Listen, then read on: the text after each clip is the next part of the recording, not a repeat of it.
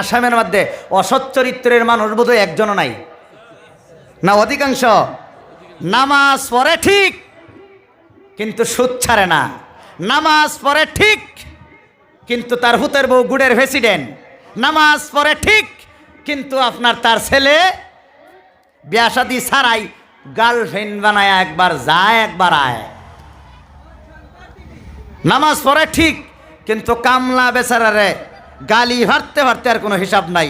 নামাজটা হইরা গিয়াই ঠ্যাঙ্গের ঠ্যাং তুললে সার দোহানো বই আই এই হুনসত অমুকের সেরি কি করছে কি করছে, আরে গেছিন গিয়া বাজারাত করে ধরে ধরে আনছে। নামাজটা হইরা কে কইছে অহন কইন এগুলা কি সচ্চরিত্র অধিকারী না অসচ্চরিত্র অধিকারী? বাবা তুমি তাহাজ্জুদের নামাজ পড়ে যেই সব কামাই করছিলা সার দোকানে বইয়া তারা দেল্লা, তুমি না হজ করে যেই টাকা কামাই করছিলা বোনের ওয়ারিষ্ঠ কারণে বনে আয়া কিয়ামতের দিন কইব আল্লাহ জাহান্নাম দেখে আর ভাই মনে হইতো না, জাহান্নাম দেখে আর বাপ মনে হইতো না, জাহান্নাম দেখে আর স্বামী মনে হইতো না। বেডি আয়া কালকে একজন মহিলা আমার কাছে